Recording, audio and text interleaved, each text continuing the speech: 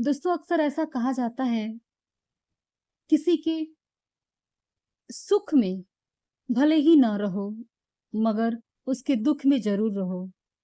और समाज में हमेशा हम सभी यही सुनते आ रहे हैं कि जो हमारे दुख में साथ नहीं है, हमारी मुसीबत में, हमारी असफलता में, हमारे विपत्ति की घड़ी में जो हमारे साथ नहीं है, हमारे सुख में भी साथ होने का उसका कोई अधिकार नहीं है। अक्सर हम लोग उसी व्यक्ति को अधिक महत्व देते हैं जो हमारे दुख की घड़ी में हमारा सहयोग करता है, हमारा साथ देता है, हमारे साथ डटकर मजबूती से खड़ा रहता है। हम उसी को ही अपना सच्चा मित्र, सच्चा रिश्तेदार और सच्चा हितैषी मान लेते हैं।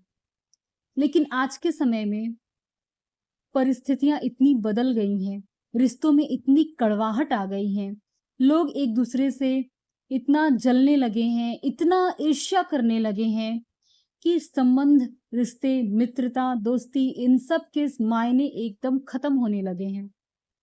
आज के समय में अगर कोई किसी के दुख में जाए तो लोग यही कहते हैं कि अच्छा आप हमारे दुख के समय में आए हैं, हम इतने परेशान हैं, इतने टेंशन में हैं, हमारे पास वक़्त नहीं है कि हम किसी से मिलें, किसी से बात करें। ऐसी परिस्थिति में आप हमारा आँसू गिनने आए हैं, आप हमें हमारा मज़ाक उड़ाने आए हैं, आप तो हमारे सुख में कभी आए नहीं।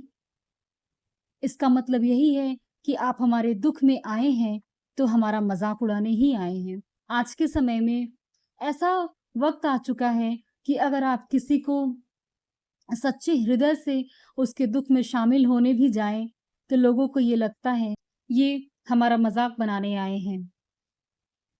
कि हम दुखी हैं, हम कैसे दुखी हैं, घर जाकर ये खुश होंगे, संतुष्ट होंगे। दोस्तों, इसमें उनकी कोई गलती नहीं होती है। आज के समय में, आज के परिवेश में ऐसे बहुत से लोग हैं ऐसे रिश्तेदार, बहुत से दोस्त, बहुत से मित्र, जो ऐसे तो कभी फ़ोन नहीं करते, ऐसे कभी हाल-चाल नहीं पूछते, कभी नहीं मिलते, पर जब मुसीबत आती है तभी वो हमसे पूछ लेते हैं कि और बताओ क्या हाल-चाल है? क्योंकि उन्हें जानना होता है कि हम दुखी हैं। और फिर वो इन बातों को सुनकर अगले से कहेंगे, प्रचार करेंगे, सबको बताएँगे, पूरे नगर में ढिंढोरा पीट देंगे कि हाँ, वो बहुत दुखी है, मज़ा लेंगे, मिर्च मसाला लगाकर सबको बताएँगे।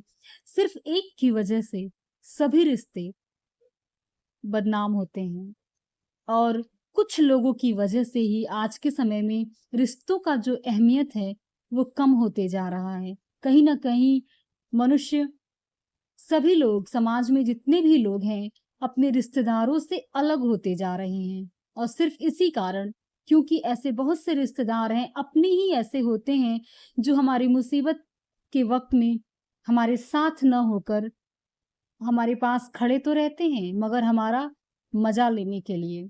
उन्हें आनंद आता है, हमें रोता-बिलखता देखकर, हमें दुःख में देखकर उन्हें मज़ा आता है। ऐसे बहुत से लोग होते हैं जो इंतज़ार करते हैं कि कब इनके घर से कोई ऐसी खबर आए, जिससे हमारा दिल गदगद हो जाए। कब इनके घर से कोई ऐसी विपत्ति, ऐसी दुःख की खबर आए, इनके गिरने की खबर आए कि हम लोग उसमें मिर्च मसाला लगा के बाकी सब जगह फैलाएँ और मज़ा लें, चटकारे लें, एन्जॉय करें।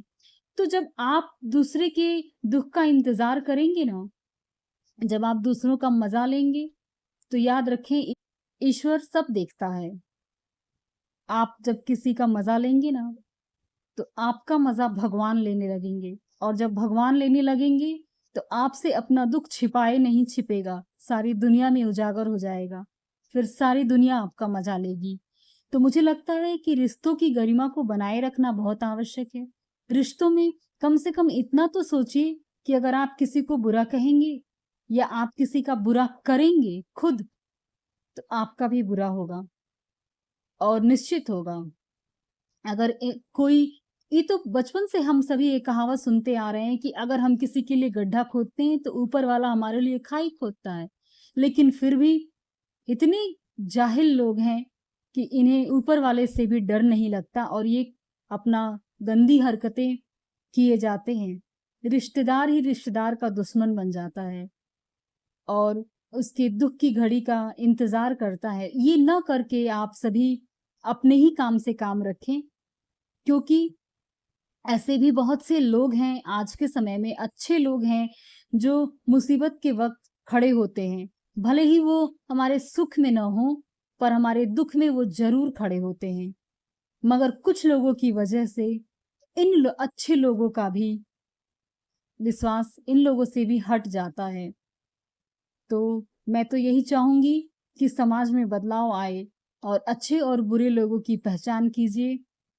अगर आपके वक़्त पर कोई मुसीबत का वक़्त आया है आपके जीवन में, तो उन लोगों की पहचान कीजिए कि आपका सच्चा मित्र कौन है, या आपका ऐसा मित्र कौन है जो आपके दुःख की घड़ी में मज़ा लेने की प्रतीक्षा कर रहा है, और ऐसा मित्र कौन है जो आपके आँसुओं को पोंछने के लिए खड़ा है। जय श्री कृष्ण।